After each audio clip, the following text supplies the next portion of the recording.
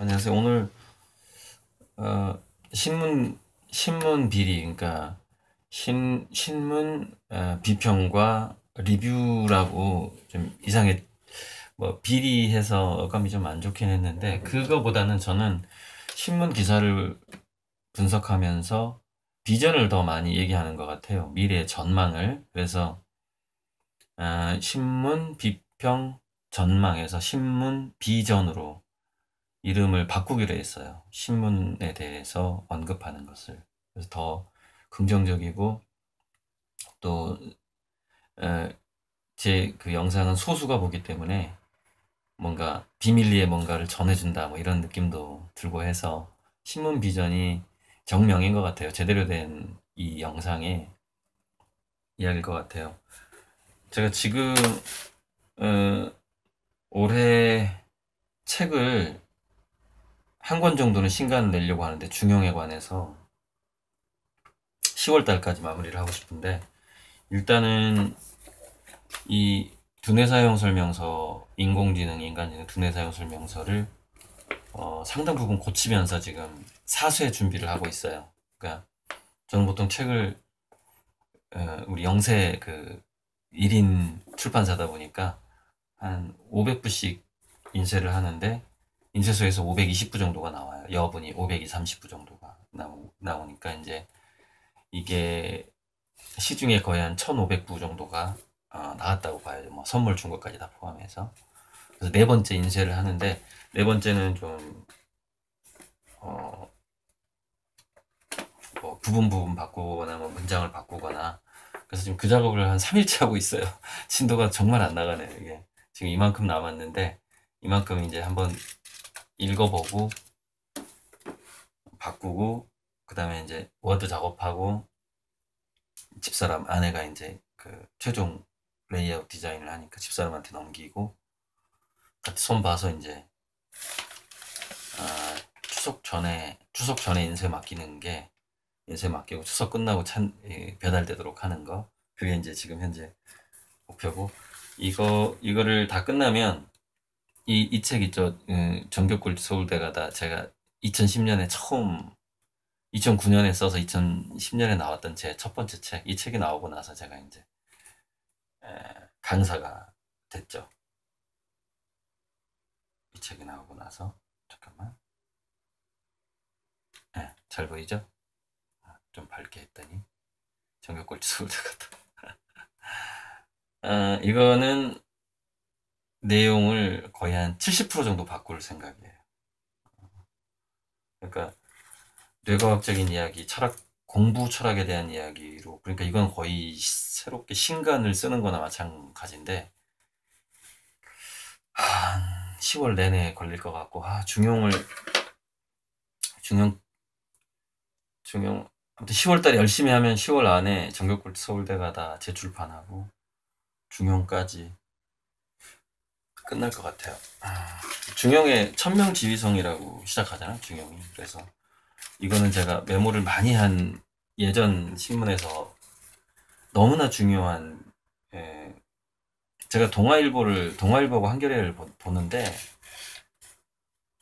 뭐 조선일보나 중앙일보를 안 보고 왜 동아일보를 보느냐면, 제가 과학동화의 아주 오랜 구독자였거든요. 그래서 과학동화에서 거기는 이제 그 과학 관련된 기사 중에서 정말 괜찮은 것이 뽑아져서 신문으로 옮겨서 내게 돼요. 그러니까 이게 뭐냐면은 동화 사이언스, 그러니까 과학 동화에 나가야 될 내용이 신문으로 들어온 거죠. 그러니까 굉장히 엄선해서 신문으로 넘어왔다고 봐야죠. 이런 것들 때문에 제가 동화일보를 보는 건데, 과학 동화의 그 저력 때문에. 그리고 또 제가 아는 형도 과학 동화에 지금 뭐 넘버 원 아니면 넘버 투일 거예요. 안시인데. 아, 자, 그래서 이게 뭐냐면, 미국 미주리 대학에서 67개국에 47만 명을 분석했을 때, 특정 국가의 남녀 평등 지수가 높을수록, 남녀 평등이 더 이렇게 체감적으로 남녀 차별을 잘 안 할수록, 여자는 더 우리가 흔히 생각하는 그 관념 속에서 더 여성스러운 직업으로 가려고 하고 남자는 더 남성스러운 직업으로 가려고 하더라. 그러니까 지금 지금 좀 이렇게 뭐랄까 남자가 하는 일은 여자도 다 할 수 있어 이런 페미니즘은 좀 살짝 수준이 낮은 페미니즘이라고 봐야 돼요.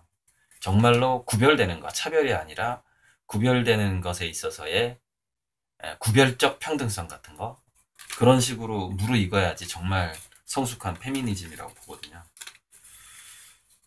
그래서 어쨌건 저는 그 페미니즘 성숙한 페미니즘 차원에서 양심적 병역 거부까지 포함을 해서 여성들도 양심적 병역 거부는 군복무 기간의 약 1.5배 정도를 사회복무를 하게 하면 되고 여성들은 남성의 한 50% 정도 1년 정도는 사회복무를 해야 되지 않느냐 그런 식으로 근데 뭐냐면 더 여성적인 사회복무를 하게 해주는 거죠. 육아지원이라든가 사회복지 쪽으로 그렇게 그렇게 해야지 페미니즘이 결국 완성되고 남녀 차별이 아니라 구별되는 그런 사회로 가지 않을까 싶어요.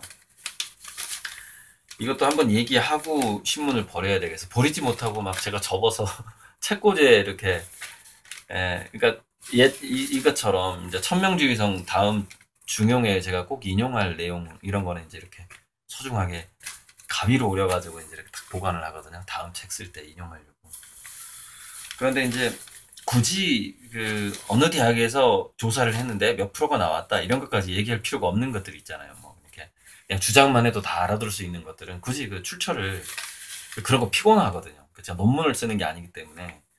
그래서 이제 이거 같은 경우에는 83세의 일본 여성이 80세 프로그래밍을 배워가지고 고령자용 스마트폰 게임인 뭐 히나단이라는 게임 개발을 했다는 그러니까 80세 프로그램을 배워서 게임 개발을 한 할머니가 있다. 그러니까 이게 우리가 얼마만큼 그 평생 교육이 더 기회가 있고 우리가 도전을 안 해서 그렇지 도전을 해야 되는 시대다.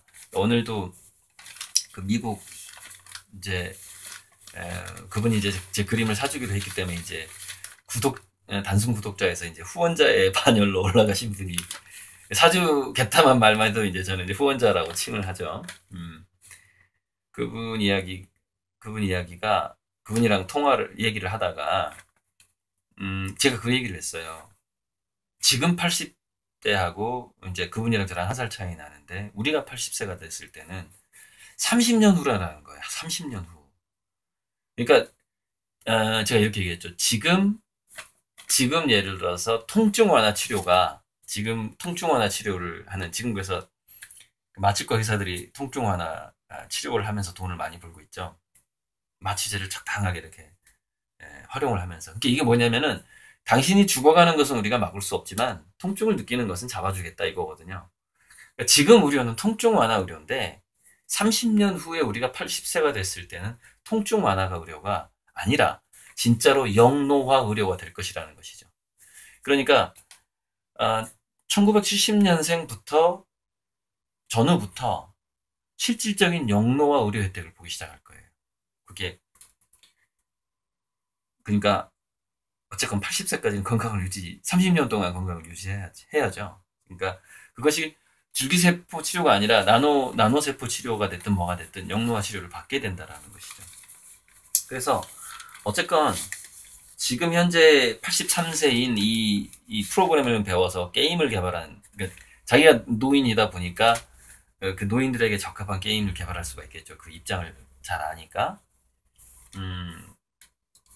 이런 분들은 영노화 치료를 받지 못하고 이제 세월이 흘러가지만 지금 현재 50대는 그 기회가 올 거라는 거죠. 꽤 가격이 이제 좀 처음엔 좀 비싸겠지만 좀 싸지겠죠. 그래서 이제 이 칼럼에 이게 한국콘텐츠진흥원장 김영준 씨가 쓴 칼럼인데 이 칼럼의 결론은 뭐냐면 결국에는 엔터테인먼트 거리, 즐길 거리하고 콘텐츠, 이야기거리, 즐길 거리로 우리가 4차 산업혁명기에는 그걸 가지고 풍요롭게 사는 시대다라는 결론이에요. 그러니까 제가 쭉 얘기했던, 강의에서 얘기했던, 그래서 이건 좀 버릴게요. 신문을 계속 책꽂이에 쌓아둘 수가 없어서. 제가 이제 이거 하다가 신문 구겨서 이렇게 버리잖아요. 그 이유가 뭐냐면 이게 장작을 만드는 거거든요. 그러니까 옥상에 그 난로를 1층에 있는 난로를 옥상으로 가져올 거예요. 그래서 옥상에서 이제 겨울에 눈 내리는 거 보면서 여기서 이제 커피 마셔야 되잖아요. 그래서 난로의 장작을 이 구겨진 신문지로 써요. 그러니까 이렇게 구겨가지고 넣으면은 약간 그 좀 더 오래 타고 약간 장작처럼 타는 느낌이 있거든요. 뭐 냄새는 안 좋아요. 신문지 타는 냄새는. 그 잉크가 있어가지고 안 좋은데. 그래서 미리 구겨서 버리고 이렇게 장작 쌓아놓는 것처럼 신문지를 이렇게 엉성하게 쌓아놓는 거예요. 이제 겨울에 그걸 땔감으로 쓰는 거죠. 난로. 주로 이제 밤에 분위기 있게. 그러니까 낮에 하면은 좀 미안하잖아요, 다들. 근데 겨울에는 밤에는 다 문 닫고 자니까 이것도 미세먼지인데 그래도 신문지 태우는 건 좀 낫잖아요. 해로운 게 나오진 않으니까 플라스틱 막 이런 거 태우면 발암물질 나오고 할 텐데 장작 그러니까 신문지의 원료가 주로 나무니까 기름기가 있어서 더 잘 타요, 신문지. 자, 그래서 이거는 예전부터 제가 얘기했던 건데 20살 때 시한부 선고를 받고 이 사람이 이제 나 곧 죽는구나. 그러면 내가 좋아하는 일을 하다 죽어야지. 그러고서 이제 목공으로 목수가 된 거예요. 뭐 직장을 다니다가. 근데 목수가 됐는데 안 죽는 거예요. 67세가 되도록 이분이 27세에 생존율 50%의 호지킨병 림프암 진단을 받았는데 이게 이제 작업 치료라고 보통 얘기하고 예술 치료라고 얘기하는데요. 자기가 좋아하는 일 하면은요 병이 나을 수밖에 없어요. 그게 호르몬이 좋아지거든요. 면역 그 도파민이 올라가면서 도파민과 아드레날린의 정도에 따라서 면역력은 동시에 이렇게 올라가고 동시에 내려가요. 도파민이 올라가면 면역력도 올라가고 도파민이 내려오면 면역도. 그러니까 무슨 쉽게 얘기해서 나 사는 맛이 나는데 그럼 면역력이 좋아지는 거고 사는 맛 더럽게 안 나네 이러면은 면역력이 떨어지는 거예요. 죽는 거죠. 그래서 계속해서 그 이분이 46세에 또 발병을 해서 그때는 생존율 20%밖에 안 됐는데 계속해서 또 자기가 좋아하는 일 하는데 거기다가 플러스 하나를 또 합니다. 기가 막혀. 이 사람은 어떻게 면역력이 좋아지는 일만 하나 모르겠어요. 비영리 재단을 만들어요. 그러니까 27세부터 20년 동안 이제 목수 생활을 하면서 뭔가 자기가 모은 가구를 만들어서 이제 팔고 돈이 좀 생겼을 거 아니에요. 그 돈으로 비영리 학교를 만듭니다. 사람들을 가르치고 돈이 없어도 뭔가를 배울 수 있게 하는 거죠. 이게 그 록펠러가 말기암에서 55세인가 말기암에 걸려서 30년을 더 산 비결이잖아요. 기부를 하고서 면역력이 좋아지거든요. 기부를 한다는 것 자체는 도파민을 끌어올리는 거예요. 자기가 나 참 가치 있는 인간이다. 내가 잘 살았다. 뭐 이런 거. 그런 의미에서 이 가난한 화가를 돕는 것도 면역력을 끌어올리는 가난한 화가의 그림을 사주는 행위도 굉장히 좋은 방법 중에 하나입니다. 건강법 중에 하나니까 참고해 하시고요.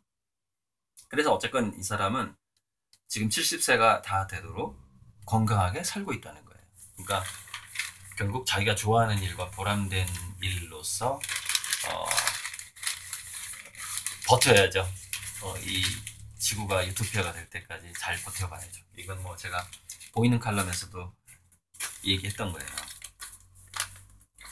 자, 조지 오웰과 현대판 빅브라더라는 칼럼인데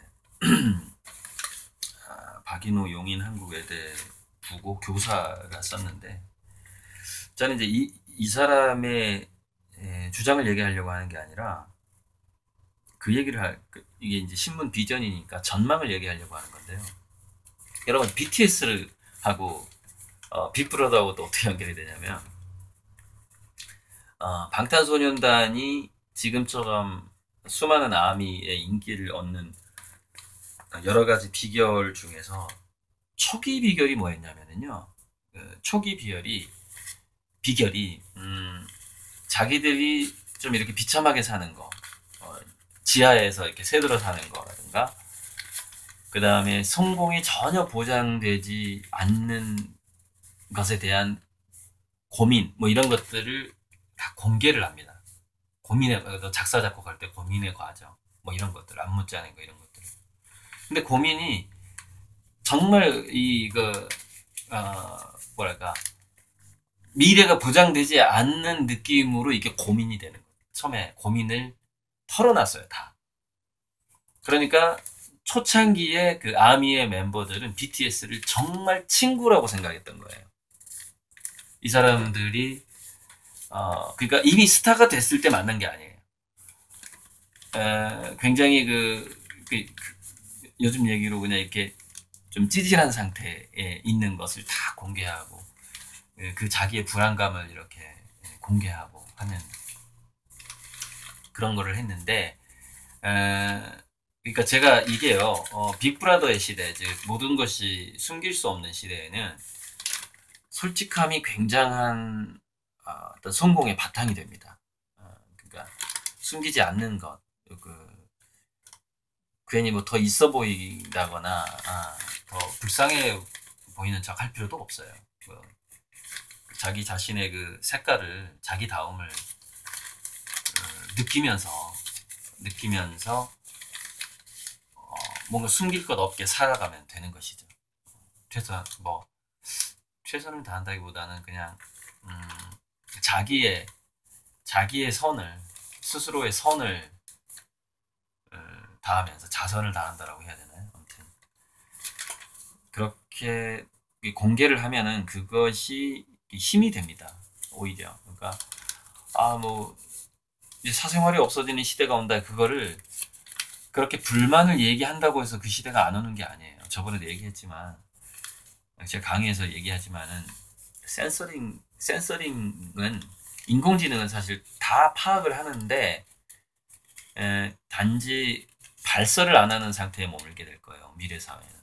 그러나 과도기적으로 인공지능이 모은 빅데이터를 자기 개인을 위해서 활용하는 사업가들이 분명히 나타날 거예요. 빅브라더가 나타나요.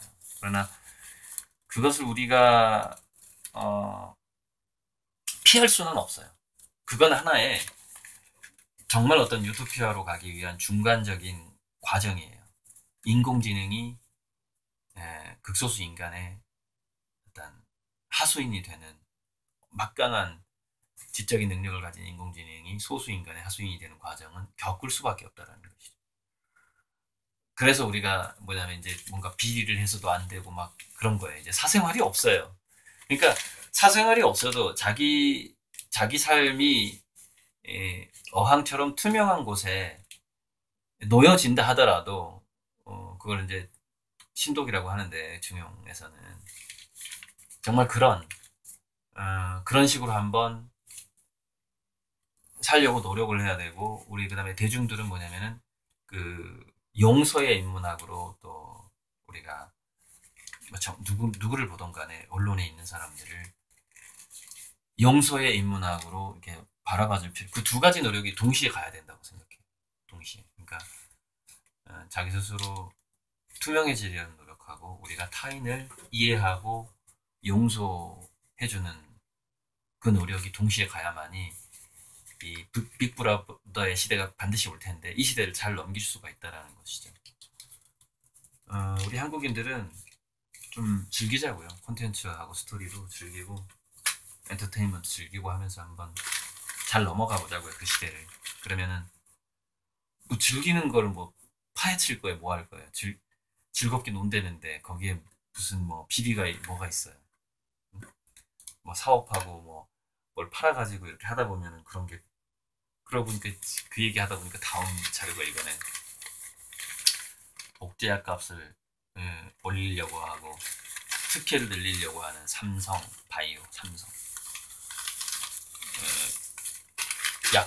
약값 자율화를 막 요구하고, 삼성에서. 이 얘기는 제가 전에 한번 했어요. 이게 왜냐면 노회찬 자살 소식 이틀 후인가 이게 나온 신문이거든요. 하루 이틀 뒤에서. 너무 기분이 정말 슬프더라고요. 왜냐면 삼성 그 떡값을 공개했던 국회의원이 죽은 다음에 삼성이 막 약값을 올리기 위해서 정부를 거의 준 협박을 하는 느낌의 이 기사가 나왔을 때, 와, 정말 그 공포가 느껴지는 거예요. 그 막강한 힘을 가진 사람이 이렇게, 이제 걸릴 게 없구나, 뭐, 이렇게 하면서 막 함부로 하는 것 같은 그런 느낌이 드는 거예요. 공포가 느껴지더라고요. 어쨌건, 우리나라 복지학 값은 현재 지금 굉장히 높고, 이미 높은 상황이고, 사실 더 올려주면 안 되는데, 아마 일자리 문제를 가지고서, 일자리하고 그 180조 투자, 그 뭐, 일상적으로 하는 투자가 150조 정도 되는데, 뭐, 한 30조 늘리는 거래요. 별것도 아니라는 게, 그게. 원래 투자라는 것은 자기 회사의 생존을 위해서 하는 거거든요. 그러니까 삼성이 자기 회사의 생존을 위해서 150억 정도는 그냥 늘상 해왔다는 거죠. 그러니까 3년에 180조가 30조 늘리는 건데, 그 30조 늘리는 것도, 누가 이런 우려를 하더라고요. 인공지능하고 4차 산업혁명 쪽으로 인력을 더 뽑겠다 했는데, 그걸 보고서 누가, 와, 저 거기까지 생각 못했어요. 이제 중소기업 인재들을 더 빼가겠구나. 이렇게 하는 거예요. 그러니까 중소기업의 인재들을 빼가는데 또 그 추가된 돈을 쓰는 게 아니냐, 이런 우려를 하는 사람이 있는 거예요. 와, 놀랐어요. 그걸 그렇게 바라보다니. 그러니까 결국 뭐냐면 자기 회사의 생존과 어떤 파워를 위해서 그 돈을 쓰는 거죠. 근데 일자리를 늘리는 줄 알았더니 중소기업의 인재를 빼가고 중소기업은 망하고, 이렇게 될 것 같다라고 지금 전망하는 사람이 있는 거예요. 그러니까 우리가 180조 투자 뭐 이런 거에 현혹될 필요가 없어요. 그게 어떻게 흘러가는지를 잘 관찰을 해야 되는 것이죠. 또 방금 그 삼성바이오의 그 복제약을 올리려고 하는 그런 준협박에 가까운 정부의 요구, 하고 연결해서 바로 다다음 날 이게 또 나오는 거예요. 차트 읽어주는 남자 신현호 씨인데, 한겨레 신문에 자기소개가 너무 재밌어요. 차트 읽는 걸 너무 좋아하다 보니까 연애 시절 그 자기 부인한테 차익반했다는 거예요. 그래서 차트를 어떻게 재미있게 설명해 줄까를 너무 노력을 많이 했대요. 그 연애할 때. 그래서 자기는 차트를 잘 재미있게 설명하는 남자가 됐다라는 자기소개를 하고 있는데 정말 재밌죠? 그래서 그냥 이 차트는 아주 간단한 차트인데요. 그냥 국회의원이 공약을 내세울 때는 서민들을 위한 정치를 한다고 얘기를 한 다음에, 결국 입법을 할 때에는 이익 집단, 즉 정치 자금을 많이 줄 수 있는 주로 기업의 이익을 위한 법을 만들어내고 그것을 통과시키더라는 거예요. 그러니까 보세요. 왜 자꾸 법률이 통과가 안 되죠? 그 서민들을 위한 법률이 몇 달간 계류가 되어 있습니다, 이런 뉴스 자꾸 나오죠. 근데 그게 자꾸 통과가 안 되는 이유가, 보면 여당하고 야당하고 뭐 꼭 싸울 거리가 하나 있는 거예요. 별것도 아닌 거 가지고 막 싸워요. 그러면서 뭐 국회가 파행으로 가고 국회를 열지 않고 막 이렇게 하면서 이 통과시켜야 되는 것들, 진정으로 이 국민과 서민을 위해서 통과시켜야 되는 법을 시한을 연장하고 통과를 안 시키는 것을 뭔가 다른 거리를 갖고 와가지고 막 싸우는 거예요. 그러니까 저는 이게 쇼일 가능성이 있다라는 거예요. 뭔가 이슈를 하나 가져와요. 그래서 그쪽으로 눈을 확 돌려요. 그리고 여당 야당이 막 싸워요. 그럼 어떻게 되냐면은 정말 국민들을 위해서 내세웠던 공약과 관련된 법안이라든가 이런 거 통과가 안 되고 있는 거예요. 근데 정작 이게 그 법률들이 통과가 안 되고 있다라는 것을 눈치 못 채게 하는 거죠. 뭔가 다른 이슈를 가지고 와서 뭐 연예인 이슈가 됐든 정치인 이슈가 됐든 대기업 갑질이 됐든 뭐가 됐든 사실 다 이게 중요한 게 아닌 거예요. 실질적으로 자기들이 공약했던 서민들을 위한 법률이 통과하는 그 일을 해야 되는데, 이걸 통과 못하게 하고 막 다음 국회까지 넘어가고, 10년째 통과 안 된 게 있고 막 이러는 거죠. 그게 입법기관이 아니라 아, 정말 서민들을 위한 법률이 통과되지 않도록 하는 기관이다. 이렇게 말해도 이건 맞는 거예요. 그러니까 그 차트를 보여주는 거예요. 미국에서 0.01%의 부자가 미국 그 국회의 기부금의 40%, 0.01%면은 1%가 100분의 1이니까 만분의 1이잖아요. 만분의 1의 소수의 부자가 정치 자금의 40%를 미국에서 대고 있다는 거예요. 그러니까 그 정치 자금이 있어야 또 그 다음 당선되기가 쉽거든요. 선거운동하기도 쉽고. 그러니까 우리나라에서 자꾸 올드보이화 되는 것 자체가 이런 현상인 거예요. 왜냐면은 정치 자금이 계속 자기에게 들어오는 이 구조를 만들어 놓은 거예요. 근데 가난한 사람들이 정치 자금을 줄 수가 없잖아요. 정치 자금은 부자인 사람 또는 기업체로부터 들어올 수밖에 없는 거죠. 근데 그 구조를 포기할 수가 없는 거예요. 자기가 다음에 또 국회의원이 돼야 되니까. 그런데 자기한테 정치 자금을 주는 누군가가 저기요. 이 법률이 통과되면요. 우리 기업이 굉장히 어려워지거든요. 의원님이라고 얘기를 했다고 쳐봐요. 술자리에서. 어떻게 이걸 이번에 통과 안 되게 할까? 어떻게 국민들 눈을 돌릴 방법이 없나? 이렇게 될 수가 있는 거죠. 뭐 꼭 그랬다라는 게 아니라 그런 좀 의심이 간다라는 거죠. 그래서 뭔가 막 이슈를 막 빵빵 터트리면서 법률 통과 안 되게 하고. 그래서 참 이런 현상을 이번에 그 평화민주당, 민주평화당 정동영 대표님이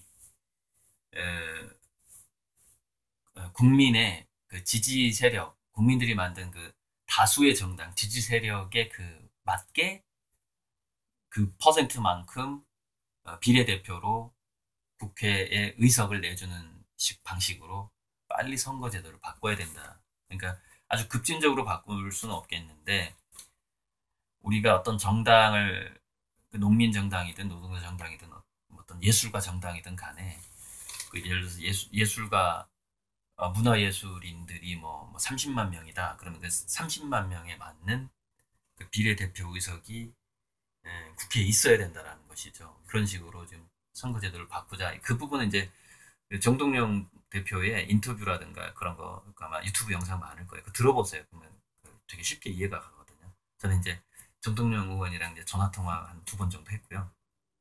사무실 놀러 오라고 하는데 그냥 뭐 저도 바빠요. 그리고 근데 지지는 해요. 확실히 그 정동영 의원의 주장이 물론 예전부터 있어 왔던 주장이지만 이제 드디어 이제 그걸 이슈화 시키는 건데 그게 우리나라의 정치를 바꾸고 부자들을 위한 법률 통과가 아니라 진짜 국민을 위한 법률 통과를 시대를 열 수 있는 다당제 비례대표제라고 하나요? 그쪽으로 우리는 가야 된다. 그 얘기를 정말 마지막 신문인데 꼭 하고 싶어요. 미국에서도 한국에서도 국회의원들은 자기에게 정치 자금을 주는 사람들을 위한 입법을 하려고 하는 경향이 강하고 또 자기에게 정치 자금을 주는 기업들에게 불리한 법률은 통과를 늦추려고 하는 경향이 분명히 있다라는 것을 그것이 이제 이 사람은 미국의 사례를 들었지만 여기 쭉 읽어보면은 한국도 마찬가지일 거다 얘기가 나옵니다. 그러면서 노회찬 의원이 세상을 뜬 것 그런 사람들한테 정치 신인이 잘하기 힘든 그런 안타까운 그런 것들. 저도 이제 세계적인 화가가 돼서 그림이 잘 팔리고 하면은 정말 좋은 정치인 후원 많이 하고 싶어요. 이상입니다. 오늘의 신문 비전으로 이름 바꿨어요. 신문 비전은 오늘은 2건이나 하게 되네요. 왜냐면 책꽂이에 밀린 신문을 좀 처리하고 싶어가지고. 이상입니다.